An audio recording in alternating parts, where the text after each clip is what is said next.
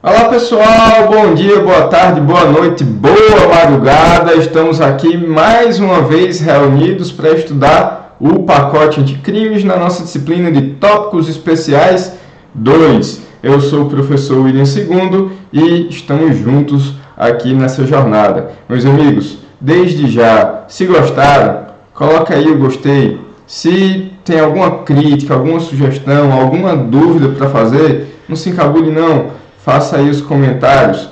Estou disponível também nas nossas lives, sempre ali na segunda metade das nossas aulas, para que a gente possa aprofundar um pouco mais o conteúdo e ajudá-los também a sanar as dúvidas, tratar de outras maneiras os assuntos, tentar dar uma maior aplicabilidade para que a gente consiga tornar ainda mais eficientes esses nossos momentos, tá bom? Então aguardo você na nossa live e sem mais delongas, vamos lá. Terceira aula, pessoal, sobre o nosso pacote anticrime ou a famosa Lei 13.964, que foi publicada ali em 24 de dezembro de 2019, entrando em vigência a partir ali do dia 23 de janeiro de 2020. Tema muito recente, muito novo, doutrina ainda está sendo construída, como eu falei para vocês. Jurisprudência, a gente começa a ter já alguns julgados, na verdade foi quase que imediato, entrou em vigência, a gente já tinha ali, antes de entrar mesmo, dia 15 de janeiro, o Dias Toffoli já tinha um julgado, ele é o presidente do STF, ficava ali no plantão durante o recesso, mas logo depois Fux deu ali também algumas cautelares, algumas liminares no assunto, principalmente da nossa aula de hoje, que é o juiz de garantias. Então, olha, essa é a nossa terceira aula ao todo das videoaulas, mas é a primeira que a gente vai tratar do processo penal propriamente dito. E aí a gente já vai abrir o nosso CPP a partir aqui do nosso artigo 3º-A. Meus amigos, desde já eu vou dizer, olha, do 3º-A até o 3º-F, por conta aqui da decisão do ministro Luiz Fux, atual vice-presidente e em breve o novo presidente do STF, ele acabou suspendendo a aplicabilidade dos artigos 3A, 3B, 3C, 3D, 3E e 3F. Crítica. Primeira crítica que a gente faz aqui. Olha, a eficácia está suspensa, todos esses artigos. Mas o artigo 3º-A praticamente não fala nada. Na verdade, ele não fala do juiz de garantias. Ele só reafirma que nós vivemos um sistema processual penal acusatório. E aí cabe fazer algumas considerações para vocês. Vamos lá, fazer o 3º-A. O processo penal, ipsis literis, terá a estrutura acusatória, vedadas, olha, a iniciativa do juiz na fase de investigação. Professor, do juiz da instrução, né? O das garantias ele pode ter iniciativa. Não, a gente está num processo acusatório. Então, independente de existir ou não existir, de depois ser cancelado e voltar ao que era antes do juízo das garantias, o 3º-A ele só reafirma o óbvio, o que nós já sabemos diante do Estado Democrático de Direito.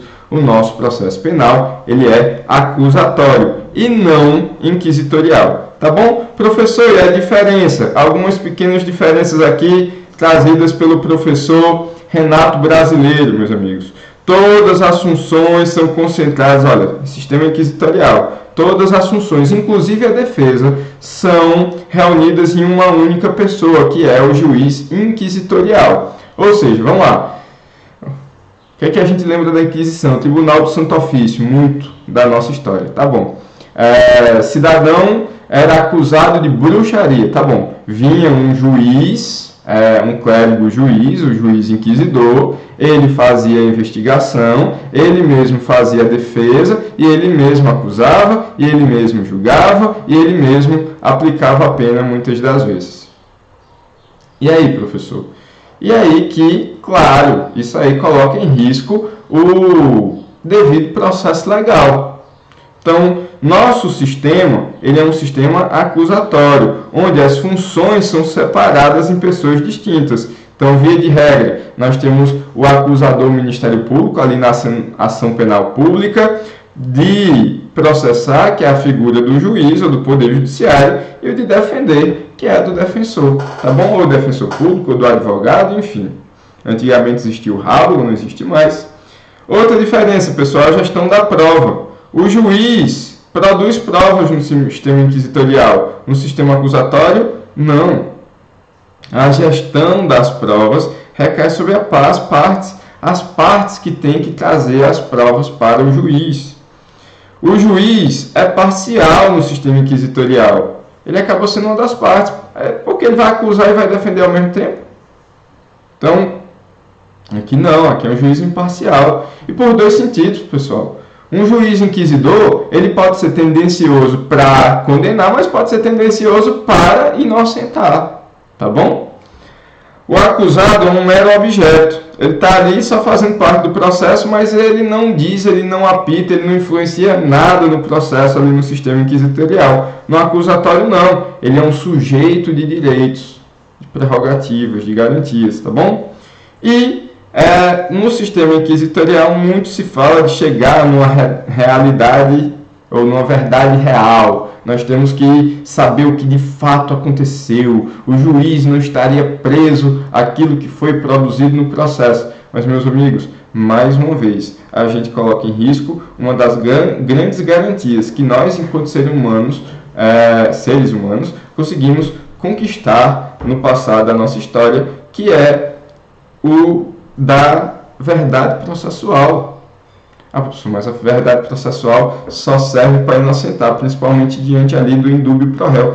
Tá bom, mas olha, o nosso sistema brasileiro, a gente tem polícia, a gente tem Ministério Público, a gente tem inclusive aí a própria sociedade, a gente tem a possibilidade ali da vítima participar junto, ou da família participar junto do processo, servir ali de meio que assessoramento do Ministério Público, agir no caso da sua ineficiência, por exemplo, com a ação penal privada subsidiária da pública. Então, existem possibilidades de investigar e acusar. O que se tem que ter, o que se tem que dar é a garantia de que eles podem trabalhar, esses setores. Esse nosso sistema vai funcionar.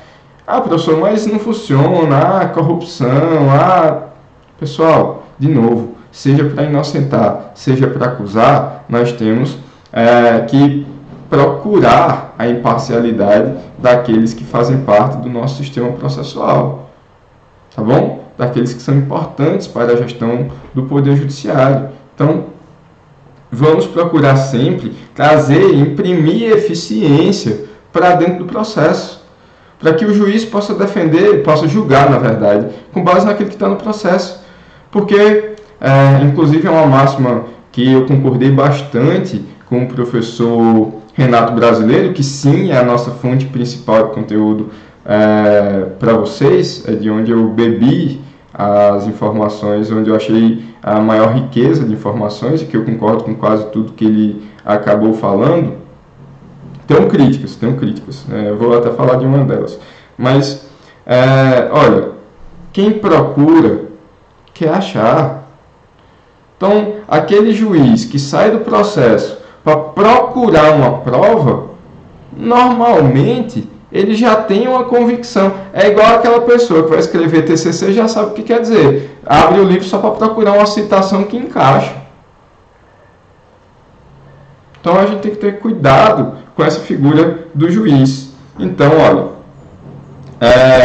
o artigo 3º-A, junto com todos os demais, encontra-se suspenso hoje por conta da liminar que o ministro Luiz Fux deu ali na reunião das ADIs 6.298, 6.299, 6.300 e 6.305. Então, encontra-se suspensa por hipotética eventual inconstitucionalidade formal e material. A gente vai estudar isso. Os votos estão empatados, porque pouco antes, ali no dia 15 de janeiro, o ministro Luiz Fux, perdão, ainda bem que vírus não passa pela internet ainda, né? Não esse. Isso foi uma alergia, pessoal. Brincadeiras à parte. Então, vamos lá, voltando. O ministro Dias Toffoli, ele proferiu decisão ali dia 15 de janeiro, dizendo que era constitucional, que ia ser mantido. Ele cria ali, inclusive, uma regra de transição, porque achou a vacatio legis muito apertada, mas dias depois, Fux vai lá e suspende. Então, em tese, quando for levado ao plenário, a gente já tem pelo menos um 1-1, tá bom? Pessoal, passamos dos 10 minutos. Agradeço a atenção de vocês até aqui. A gente ainda tem muita coisa para abordar. Peço que você volte daqui a pouco para o próximo bloco.